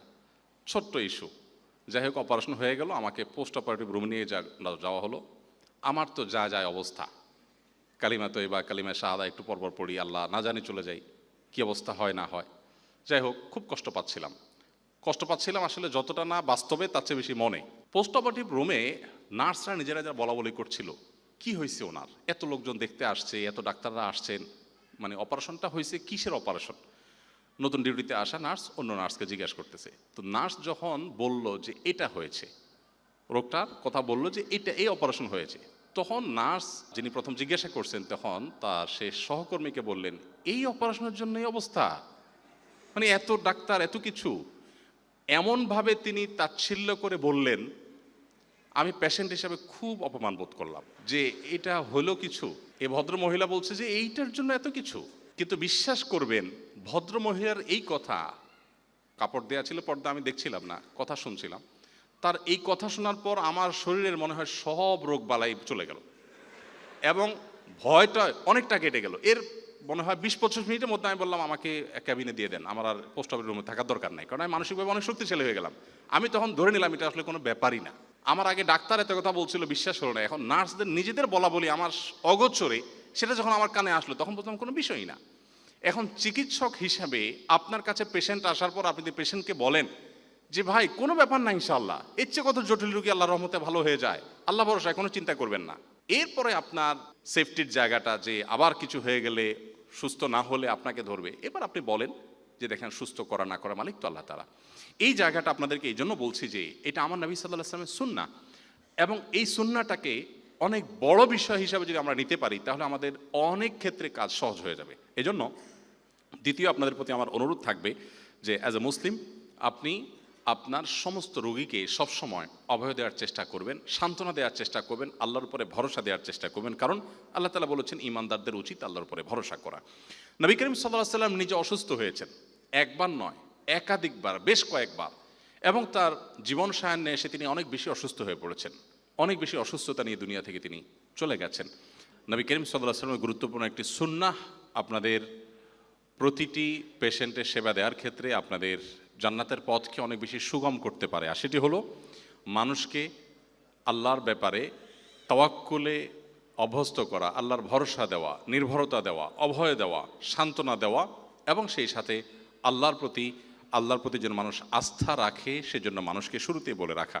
এটা আমাদের নবী করিম সাল্লাল্লাহু আলাইহি ওয়াসাল্লামের গুরুত্বপূর্ণ সুন্নাহ ছিল। তিনি সবসময় মানুষকে অভয় দিতেন এবং সান্ত্বনা দিতেন এবং আল্লাহর উপরে ভরসা রাখতে শেখাতেন। এটি আমাদের জন্য গুরুত্বপূর্ণ একটি বিষয়। তৃতীয়ত যে বিষয়টি বলতে চাই তা হলো রোগীর সেবা দেওয়া, রোগীর শুশ্রূষা করা, এটা কিন্তু রোগীর হক বা অধিকার। অর্থাৎ শুধু ডাক্তার হিসাবে আপনাদের কর্তব্য আমি বলছি না, মুসলিম হিসাবে আমাদের সবার কর্তব্য হলো যে কোনো পেশেন্ট বা যে কোনো রোগীকে সাধ্য অনুযায়ী সেবা দেওয়া, শুশ্রূষা করা, খোঁজখবর নেওয়া। নবী করিম সাল্লাল্লাহু আলাইহি ওয়াসাল্লামের একটি প্রসিদ্ধ হাদিস আছে, তিনি বলেছেন হক্কুল মুসলিমি আলাল মুসলিমি সিত, একজন মুসলমানের অন্য মুসলমানের উপর 6টি অধিকার থাকে, কমন অধিকার। যেমন আপনি যদি কাউকে সালাম দেন তখন আপনার অধিকার হয়ে যায় সালামের জবাব পাওয়া। আপনাকে যিনি সালাম দিয়েছেন, যাকে সালাম দিয়েছেন আপনি, তিনি যদি সালামের জবাব না দেন তাহলে তিনি গুনাহগার হন, তিনি অপরাধী হন। সালাম দেওয়াটা এই জন্য সুন্নত, সওয়াবের কাজ, কিন্তু সালামের জবাব দেওয়াটা কিন্তু ওয়াজিব, আবশ্যক। সালাম আপনি না দিলে গুনাহ হবে না, কিন্তু কেউ সালাম দিয়েছে, রিপ্লাই দেন নাই, জবাব দেন নাই, তাহলে আপনি গুনাহগার হবেন। কারণ ইসলাম আমাদেরকে এতটা সামাজিক হতে বলে, ইসলামের সামাজিক সৌন্দর্যর ব্যাপারে এত বেশি ইসলাম সিরিয়াস যে কেউ সালাম দিয়েছে, আপনি সালামের জবাব দেন নাই, মানে হলো আপনি তাকে অবহেলা করলেন, আপনি তাকে তুচ্ছ করলেন, আপনি তাকে ইগনোর করলেন, অপমান করলেন, যে অধিকার আপনার নাই। তো মুসলমানের অন্য মুসলমানের উপরে 6টি যে প্রাপ্য আছে, অধিকার আছে, সেই প্রাপ্য অধিকারগুলোর মধ্যে থেকে একটা হলো সালাম দিলে সালামের জবাব দেওয়া। ঠিক একইভাবে কেউ কারোর হাঁচি এলো, হাঁচি আসার পর একটি বাক্য পাঠ করতে হয়, আলহামদুলিল্লাহ পাঠ করতে হয়। এটি যিনি শুনেছেন তার কর্তব্য হয়ে যায় পাল্টা ইয়ারহামুকাল্লাহ বলা ওই ব্যক্তিকে, যে আল্লাহ তোমার প্রতি রহম করুন, অনুগ্রহ করুন। এই যে একটা সামাজিক সৌন্দর্য ইসলামের, যে কেউ আপনাকে কিছু বলেছে আপনি তাকে রিপ্লাই করতে হবে, রিপ্লাই করাটাকে শরীয়ত বাধ্যতামূলক করে দিয়েছে। ঠিক একইভাবে একজন মুসলমানের আরেকটি অধিকার হলো যে তিনি যখন অসুস্থ হবেন তখন তাকে আপনার সেবা দিতে হবে, সাধ্য অনুযায়ী শুশ্রূষা করতে হবে। এখান থেকে বোঝা গেল যে আপনারা যারা চিকিৎসা সেবার সাথে জড়িত আছেন, ডাক্তার আছেন, আপনাদের উপরে ইসলামী শরীয়ত দৃষ্টিকোণ থেকে কর্তব্য হয়ে যায় পেশেন্টকে সেবা দেওয়া। তার মানে ভিজিট নেওয়া ঠিক হবে না। যেহেতু আপনার কর্তব্য, আপনার উপরে ওয়াজিব রোগীকে সেবা দেওয়া, তো আপনি ওয়াজিব পালন করেছেন, ভিজিট নেবেন কোন হিসাবে? যাই হোক, ভিজিট আপনি নেন, কিন্তু আপনাকে মনে রাখতে হবে যে একজন মুসলিম হিসাবে রোগীর সেবা সাধ্য অনুযায়ী দেওয়া। গোটা পৃথিবীর সব রোগীকে সেবা দিতে আল্লাহ আপনাকে বাধ্য করেননি। আপনার কাছে, আপনার হাতের নাগালে যারা আছেন সেই রোগীকে সেবা দেওয়া, তাকে শুশ্রূষা করা, তার খোঁজ খবর নেওয়া এবং তাকে আপনার সাধ্য অনুযায়ী সার্ভিস দেওয়া, এটা আপনার উপরে শরিয়াত দৃষ্টিকোণ থেকে ওয়াজিব হয়ে যায়। অতএব এই মেন্টালিটি যদি আমরা নিজেদের মধ্যে সেট করে নিতে পারি, এই মানসিকতা যদি আমাদের মধ্যে আমরা ফিট করে ফেলতে পারি, তাহলে আমাদের কাজটা অনেক সহজ হয়ে যাবে। মনে রাখবেন, পার্থিব কারণে মানুষ যখন কোনো কাজ করে তখন সেটাতে প্রকৃত আনন্দটা পায় না। মানুষ যখন আল্লাহর কাছ থেকে সওয়াব পাওয়ার আশা কিছু করে, মানুষ যখন আল্লাহর সামনে দাঁড়াতে হবে সে বিশ্বাসের জায়গা থেকে কিছু করে, তখন কিন্তু তার প্রত্যেকটা কাজ অত্যন্ত তৃপ্তিদায়ক হয়, তার কাছে অনেক ভালো লাগা কাজ করে। আপনি যখন কোনো রোগীকে সেবা দেওয়ার সময় চিন্তা করবেন যে নবী করিম সাল্লাল্লাহু আলাইহি সাল্লাম বলেছেন, কোনো মুসলিম, কোনো ভাই তোমার, কোনো মানুষ অসুস্থ যখন হবে তখন তুমি তাকে শুশ্রূষা করবে, তার সেবা দিবে, এটি তোমার কর্তব্য। আমি কর্তব্য পালন করছি, তাহলে কি হবে? আমার আল্লাহ আমার উপর সন্তুষ্ট হবেন, নবীর নির্দেশ আমি পালন করলাম, আমার জান্নাতের পথ সুগম হবে, অ্যাজ এ মুসলিম আল্লাহর কাছে আমি ভালো মুসলমান হতে পারবো। তাহলে আপনার এই তাড়না থেকে, এই তাগাদা থেকে যখন আপনি কাজটি করবেন, তখন সেই কাজের মধ্যে এক ধরনের আনন্দ অনুভব করবেন, এক ধরনের তৃপ্তি অনুভব করবেন, যেটা নিছক আপনার ভিজিটের জন্য, ফিসের জন্য, আপনার পার্থিব যে সুযোগ সুবিধা আছে সেজন্য করলে আপনি যেটা পাবেন না। অতএব আমি আপনাদের প্রতি তৃতীয় যে অনুরোধটি করতে চাই তা হলো, আপনার চিকিৎসা সেবাকে মুসলিম হিসাবে আপনার কর্তব্য মনে করে, যে এটি আল্লাহর পক্ষ থেকে আমার উপরে অর্পিত দায়িত্ব, যে আমাকে আল্লাহ তাআলা যে জ্ঞান দিয়েছেন, আমার যে ধারণা আছে, আমার এই জ্ঞান, আমার এই নলেজ থেকে একজন রোগীকে আমি সেবা দেওয়ার সুযোগ পাচ্ছি, এটা আমার কর্তব্য, আল্লাহ আমার জন্য কর্তব্য করে দিয়েছেন। সো আমি সে কর্তব্যের জায়গা থেকে করবো। যখন সেটা করব তখন সেটা ওই যে বললাম ইবাদতে পরিণত হবে, আবার আপনার এক ধরনের পরিতৃপ্তি আপনি সেখানে পাবেন। তো আমি আশা করবো আপনারা সে বিষয়টিকেও খেয়াল রাখবেন। নাম্বার 4, ডাক্তার বা নার্স যারা থাকেন বা চিকিৎসা পেশার সাথে যারা জড়িত থাকেন, আমি জানি আপনাদের মাথা নানা কারণে, আমাদের পেশেন্টরা, আমরা আপনাদের মাথাকে আমরা অনেক সময় হট করে রাখি, গরম করে রাখি, কারণ এদেশে মানুষ বেশিরভাগ ক্ষেত্রে অনেক বেশি আবেগপ্রবণ। আমরা অনেকে আছি খুব বেশি বোঝার চেষ্টা করি না, একই বিষয়ে ডাক্তারদের সাহেবদেরকে বারবার বিরক্ত করতে থাকি। কিন্তু এই জায়গাটাতে নবী করিম সাল্লাল্লাহু আলাইহি সাল্লামের সুন্নাহর আলোকে সওয়াব পাওয়ার বিপুল সম্ভাবনা যেমন আছে, আপনাদের একটু ভুলের কারণে কিন্তু আপনার আমলনামা বরবাদেরও কিন্তু অনেক বড় জোরালো আশঙ্কা রয়েছে। কারণ আমি যেটা শুরুতে বলছিলাম, মানুষ সবচেয়ে কষ্টের সময়টাতে আপনাদের কাছে আসে। আমি গতকালকে কুমিল্লা মেডিকেল কলেজে বলেছি, আমাদের সাথে আপনাদের একটা মিল আছে, অর্থাৎ হুজুরদের সাথে ডাক্তারদের একটা মিল আছে। মিলটা কি? আমাদের কাছে মানুষ আসে বিপদে পড়লে, আর আপনাদের কাছেও মানুষ যায় বিপদে পড়লে। অন্য শ্রেণী পেশা মানুষের কাছে এতটা মানুষ বিপদে পড়লে যায় না। হুজুরদের কাছে সুদিনে মানুষ খুব কম আসে। ব্যবসায়ী যখন ব্যবসা বাণিজ্য সব ধরা খেয়ে রাস্তা বসার উপক্রম হয়ে যায়, এবার যায় বলে হুজুর কিছু তাবিজ কবজ দেন। পলিটিশিয়ান যখন বিরোধী দলে থাকে, দৌড়ের উপরে থাকে, মামলা টামলা খেতে খেতে পেরেশান থাকে, এবার সকাল বিকাল হুজুরের দোয়া নেয়। যখন ক্ষমতা চলে যায় তখন হুজুর গোনার সময় আর থাকে না। ঠিক একই অবস্থা আপনাদের কাছে মানুষ সুদিনে কেউ দেখা করতে আসে না, সবাই দুর্দিনে আসে। তো মানুষ যেহেতু দুঃখ দুর্দশা নিয়ে, কষ্ট নিয়ে আপনাদের কাছে আসে, ওই কষ্টে থাকা মানুষটা যদি আপনার কোনো ভুল আচরণে বা আপনার কোনো আচরণে কষ্ট পেয়ে তিনি যদি আঘাতপ্রাপ্ত হয়ে যান, মনে রাখবেন আপনার সমস্ত আমল নষ্ট হওয়ার জন্য আপনার ওই একটি খারাপ আচরণ, আপনি অধৈর্য হয়ে সারাদিন রোগী রেখেছেন, আপনি নিতে পারেন নাই, আপনি ধৈর্য হারিয়ে ফেলেছেন, আপনি তার সাথে একটু রাফ ব্যবহার করে ফেলেছেন, আপনার আচরণটা খারাপ হয়ে গেছে। ওই যে কষ্টে থাকা মানুষ, মাজলুম, অসহায়, ওই সময়টাতে তার মনের যে বেদনা, সে বেদনা ভরা বদদোয়া যেটা আপনার উপর লাগবে, সেটা কিন্তু ধ্বংসাত্মক হয়ে যেতে পারে। এই জায়গা থেকে আমি আপনাদেরকে বলবো, অনুগ্রহ করে রোগীদের হিতাকাঙ্ক্ষী হওয়ার পাশাপাশি নবী করিম সাল্লাল্লাহু আলাইহি সাল্লামের আরেকটি সুন্নাহ আপনারা জিন্দা করবেন। সেটি হলো, নবী সাল্লাল্লাহু আলাইহি সাল্লাম পেশেন্টের জন্য দোয়া করতেন, যে কোনো পেশেন্টের জন্য দোয়া করতেন, আসআলুল্লাহুল আযীম রব্বাল আরশিল আযীম আন ইয়াশফিয়াক। এটা সব মুসলমানদের জন্য প্রযোজ্য, শুধু ডাক্তারদের জন্য না। আমরা যখন কোনো রোগীকে দেখতে যাব বা কোনো রোগী আমার কাছে আসবে, আমি তার জন্য আল্লাহর কাছে দোয়া করব। দোয়াটা হলো আসআলুল্লাহুল আযীম, আমি মহান আল্লাহর কাছে দোয়া করছি, প্রার্থনা করছি, রব্বাল আরশিল আযীম, যিনি মহান আরশের অধিপতি, তার কাছে আমি প্রার্থনা করছি, আন ইয়াশফিয়াক, যেন তিনি তোমাকে সুস্থতা দান করেন। এই দোয়াটি আপনি কোনো রোগীর জন্য যখনই নিবেদন করবেন, তখন আপনি একটা সুন্নাত জিন্দা করার সওয়াব পেয়ে যাবেন। আমি যেটা বলছিলাম যে রোগীর সাথে আলাপচারিতার ফাঁকে আপনি পুরো আরবি টেক্সটটা পড়তে না পারেন, বাংলাও যদি বলেন আল্লাহ আপনাকে সুস্থ করে দেখ, আপনি প্রেসক্রিপশনটা তার হাতে বোঝায় দেওয়ার পর যদি বলেন আল্লাহ আপনাকে সুস্থ করে দেখ, অথবা শুরুতে যদি আপনি বলেন আল্লাহ আপনাকে সুস্থ করে দেখ, তাহলে আপনি আরেকটি সুন্নাহ জিন্দা করার আমল এবং সওয়াব আপনি পেয়ে গেলেন। নবী করিম সাল্লাল্লাহু আলাইহি সাল্লামের এই সুন্নাহটাও খুবই ইফেক্টিভ একটি সুন্নাহ। আমরা হয়তো মনে করি যে আমার বলার দ্বারা কি হবে, আমি মন থেকে তার জন্য অন্তর থেকে দোয়া করে এটি বলবো, যখন এটা বলবো তখনই সে সুস্থ হোক বা না হোক আমি আল্লাহর কাছে সওয়াব পেয়ে যাব।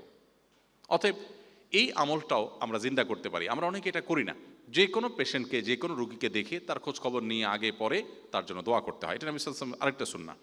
নাম্বার 5, আপনাদের রোগীরা যখন আসে তখন রোগীদেরকে দাওয়াত দেওয়ার বিরাট বড় সুযোগ আছে।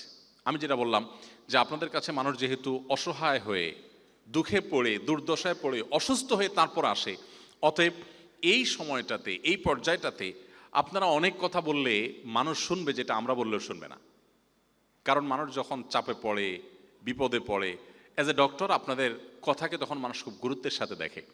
দেখুন, ডাক্তার জাকির নায়েক আপনাদের পেশার মানুষ, কিন্তু তিনি চেয়ার আমাদেরটা দখল করে বসে আছেন। পৃথিবীতে লক্ষ লক্ষ আলেম দ্বারা ইসলাম প্রচারের সেই কাজ হয় নাই একজন চিকিৎসক জাকির নায়েক দ্বারা যে কাজ হয়েছে। আমি, আমার এক বন্ধু চক্ষু স্পেশালিস্ট, বিসিএস ডাক্তার ছিলেন, সরকারি চাকরি ছেড়ে দিয়ে নিজে এখন প্র্যাকটিস করেন। তো ওই ভাই আমাকে বললেন, ভাই আমি ছাত্র ইউনিয়ন করতাম, আমার মনে হয় রাজশাহী মেডিকেল স্টুডেন্ট তিনি, বা রংপুরের, যাই হোক অনেক আগের সিনিয়র মানুষ। তো উনি বললেন যে ভাই আমি এক সময় ছাত্র ইউনিয়ন করতাম, নামাজ কালাম পড়তাম না, এবং আমি নিজেকে অনেক আধুনিক স্মার্ট মনে করতাম। আসলে ইসলাম নিয়ে আমার কিছু প্রশ্ন ছিল, এই প্রশ্নগুলোর কোনো উত্তর আমি পাচ্ছিলাম না। অনেক হুজুরদের কাছে জিজ্ঞাসা করছি, বাট আমার স্যাটিসফ্যাকশন হয় নাই। তো একদিন টিভি স্ক্রল করতে করতে দেখলাম যে একটা লোক হ্যাংলা পাতলা, কোট টাই পরা, আবার দেখি মাথায় টুপি, একটু পিকুলিয়ার লাগলো, অদ্ভুত দেখে আমি একটু শুনলাম, শুনতে শুনতে দেখে নাম উঠছে ডাক্তার জাকির নায়েক। দেখলাম আমার পেশার লোক, তো একটু আগ্রহী হয়ে শুনলাম। তো উনি বললেন যে একই প্রশ্নের উত্তর যেটা আমি অনেক হুজুরকে করেছি, হয়তো সাধারণ আলেমদেরকে করেছেন, সবাই সব প্রশ্নের উত্তর জানা জরুরি না। তো একই প্রশ্নের উত্তর দেখলাম ভদ্রলোক দিচ্ছেন খুব চমৎকারভাবে, অসাধারণভাবে, আমার স্যাটিসফ্যাকশন হচ্ছিল। এই যে শুরু করেছেন, আল্লাহ সেই বান্দা, আমার সেই বন্ধু, তিনি এখন আলহামদুলিল্লাহ অনেক ভালো একজন ধার্মিক, খুব রিলিজিয়াস এবং খুব প্র্যাকটিসিং একজন মুসলমান হতে পেরেছেন আলহামদুলিল্লাহ। তো একজন চিকিৎসক হয়েও দাওয়াতের ময়দানে তার অনেক কাজ করার সুযোগ হয়েছে। আপনি ডাক্তার জাকির নায়েকের মতো এত পড়াশোনা করা ছাড়াও আপনার জায়গা থেকে আপনি অনেক কাজ করতে পারেন আপনার ক্ষুদ্র প্রচেষ্টা দ্বারা। যেমন আপনার পেশেন্টকে যদি আপনি বলেন যে ভাই নবী করিম সাল্লাল্লাহু আলাইহি সাল্লামের সুন্নাহ, এটা যদি আপনার লাইফস্টাইলে আপনি মেনটেন করেন, তাহলে আপনি অনেকখানি সুস্থ থাকতে পারবেন। এরপরে তো আমাদের কোনো ভিন্ন মত করার সুযোগ নেই, রাতে তাড়াতাড়ি শোয়াটা আমাদের স্বাস্থ্যের জন্য ভালো। আপনারা কি ভিন্ন কিছু বলেন নাকি? আমরা তো জানি যে আপনারাই, অর্থাৎ ডাক্তাররাই আমাদেরকে বলছেন যে রাতে তাড়াতাড়ি ঘুমোতে হবে, অনেক গভীর রাত জেগে থাকা স্বাস্থ্যের জন্য ভালো না। তো আমার নবী সাল্লাল্লাহু আলাইহি ওয়াসাল্লাম সুন্নাত হলো তিনি এশার পরে দ্রুততার সাথে শুয়ে যেতেন, মাগরিবের পরে রাতের খানা খেয়ে ফেলতেন। এখন আপনারাই বলছেন যে ঘুমানোর অনেক আগে আমরা যদি ডিনার করে ফেলি তাহলে সেটি আমাদের ডাইজেস্টিংয়ের জন্য সহজ হয়, সেটা আমাদের স্বাস্থ্যের জন্য ভালো হয়। নবী করিম সাল্লাল্লাহু আলাইহি সাল্লাম সন্ধ্যার পর রাতের খাবার খাওয়াকে পছন্দ করতেন, এবং এশার পরে খাবার তো পরের কথা, কোনো আলাপ আলোচনা করা পছন্দ করতেন না। দ্রুততার সাথে বিছানা চলে যাওয়াটা তার পছন্দ ছিল। তিনি রাতভর ঘুমানো পছন্দ করতেন, ভোরে ঘুমানো অপছন্দ করতেন। তো নবী সাল্লাল্লাহু আলাইহি ওয়াসাল্লামের সুন্নাহকে যদি আমরা মেনটেন করি তাহলে সেক্ষেত্রে আমরা অনেকখানি সুস্থ থাকবো। এবং সেই সাথে আমরা জানি নবী করিম সাল্লাল্লাহু আলাইহি ওয়াসাল্লাম খাবারের ক্ষেত্রে উদরপূর্ণ করে খেতে নিরুৎসাহিত করেছেন।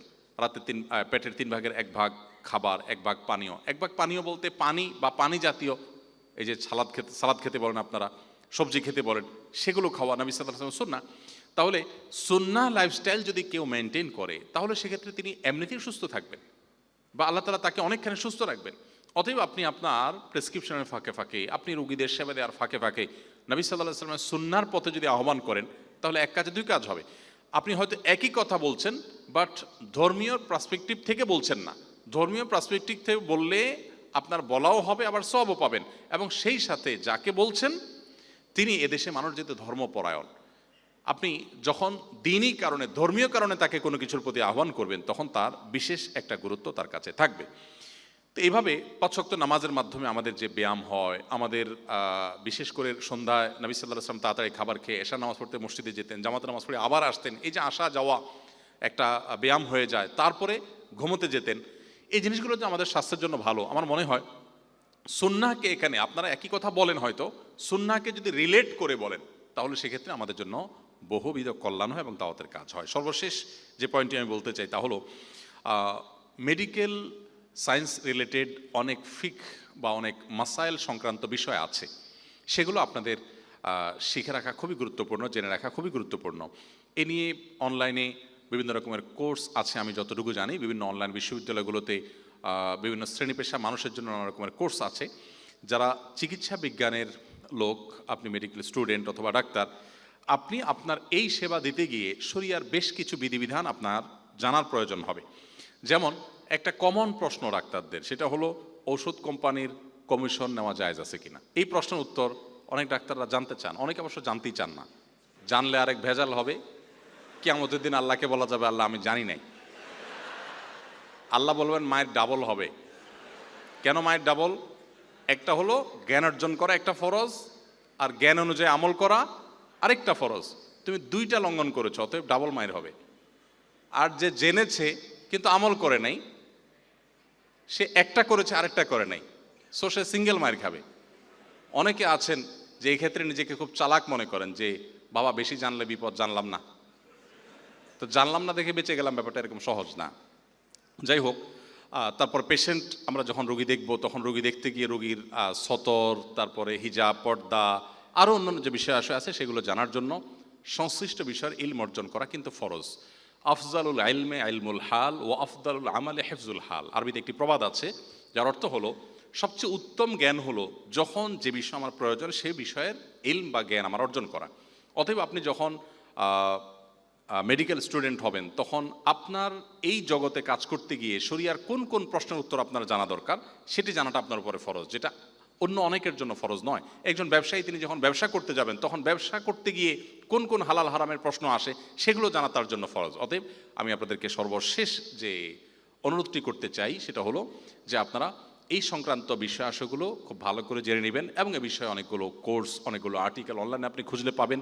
তো এই ছিল আমার সংক্ষিপ্ত আপনাদের উদ্দেশ্যে নিবেদন, যে সর্বপ্রথম হলো, আমি আবার সামাইটা বলে দিচ্ছি, সর্বপ্রথম হলো উদ্দেশ্যটাকে সংশোধন করে নেওয়া, ঠিক করে নেওয়া, চূড়ান্ত করে নেওয়া যে আমরা যা কিছু করছি অ্যাজ এ মুসলিম, আমাদের এই কাজ পার্থিব হতে পারে কিন্তু এর বিনিময় আমি আল্লাহর কাছ থেকে লাভ করে সওয়াব পাবো, আল্লাহকে সন্তুষ্ট করবো, এটা আমার মূল উদ্দেশ্য। পাশাপাশি অন্য যেগুলো আমার স্যালারি পাওয়া, আমার চাকরি, আমার ভালো চেয়ার পাওয়া, ভালো জায়গায় যাওয়া, সম্মান পাওয়া, এগুলো সব গৌণ, মুখ্য হলো আল্লাহর সন্তুষ্টি।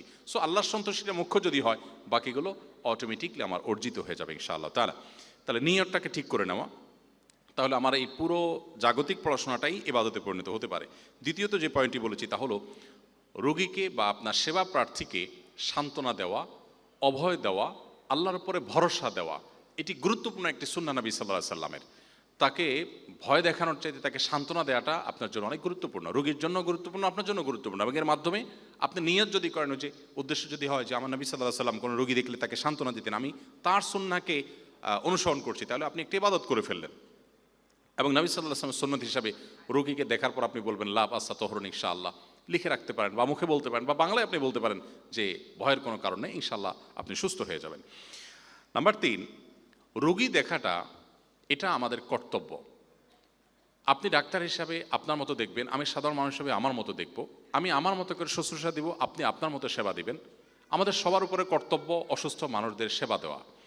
শরীয়ত যেটাকে কর্তব্য করে দিয়েছে সেই কর্তব্য বোধ থেকে যদি আমরা কাজটা করি তাহলে সেটিতে আমরা এক ধরনের প্রেরণা পাব। সেখানে আমাদের পার্থিব উদ্দেশ্যের চাইতে পারলৌকিক বিনিময় পাওয়াটা মুখ্য হবে এবং তখন একটা ইবাদত হবে। সেজন্য এই মেন্টালিটি নিয়ে রোগীদের সেবা দেওয়ার অনুরোধ আমি আপনাদের করেছি। নাম্বার 4, রোগীদের জন্য দোয়া করা। আপনি যাই তার জন্য লেখেন, প্রেসক্রিপশন দেন, পরামর্শ দেন, দিন শেষে আল্লাহর উপরে ন্যস্ত করবেন যে আল্লাহ আপনাকে সুস্থ করুক। সুস্থ করার মালিক আল্লাহ তাআলা। আপনি ইমানের দাওয়াত তাকে দিয়ে ফেলতে পারেন, যেটা অন্য অনেক শ্রেণী পেশার মানুষের দ্বারা সম্ভব না।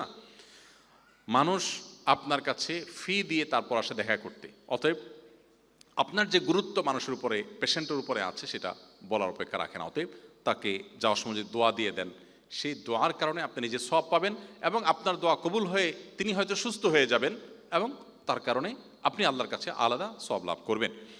5 নম্বর বলেছিলাম যে আমাদের কাজের ফাঁকে ফাঁকে আমরা রোগীদেরকে দাওয়াত দিতে পারি, আল্লাহর পথে আহ্বান করতে পারি, নামাজের পথে আহ্বান করতে পারি। একজন ধূমপায়ী, তিনি ধূমপান করছেন, নবী সাল্লাল্লাহু আলাইহি সাল্লাম কেন নিষেধ করেছেন, কেন ইসলামে ধূমপান করা নিষেধ? দেখুন, ইসলামে যা নিষেধ সেটা আমাদের জন্য ক্ষতিকর, ইসলামে যা অনুমোদন করে সেটা আমাদের জন্য কল্যাণকর।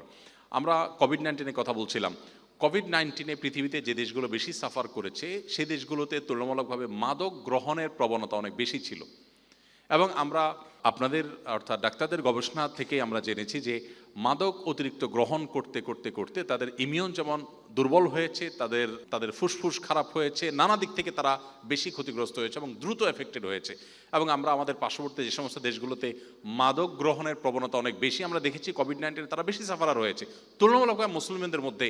এটাও একটা দিক যে সব মুসলমানরাই তুলনামূলকভাবে অন্য যে কোনো ধরনের মানুষের চাইতে মাদক তারা কম গ্রহণ করে। মুসলমানদের মধ্যে পাপিষ্ট খারাপ মানুষ মাদক গ্রহণের প্রবণতা খুবই কম, বেশিরভাগ মানুষ মাদক গ্রহণ করে না। তো এর সুফল আমরা পাচ্ছি। তাহলে আল্লাহ তাআলা যেটাকে হারাম করেছেন, আপনি ধর্মীয় পার্সপেক্টিভ থেকে যদি বলেন তাহলে সাধারণ মানুষের একে ডাবল গুরুত্ব দেবে যে ডাক্তার সাহেব বলেছেন, আবার আমার ধর্মেও নিষেধ আছে, দুইটা গুরুত্ব সে পাবে। এই জন্য আপনার কথার ফাঁকে ফাঁকে আপনি দাওয়াত দিয়ে ফেলতে পারেন।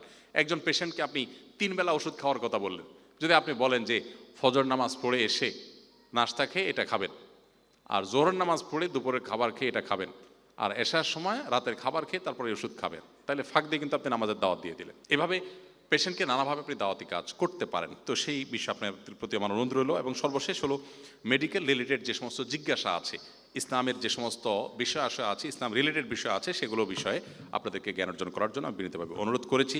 আমি শেষ করছি, আপনারা ধৈর্য ধারণ করে এত সময় আমার এই আগোছালো এবং এই আমার সাদামাঠা কথা আপনারা কষ্ট করে শুনেছেন, এসেছেন, সেজন্য আপনাদেরকে মোবারকবাদ।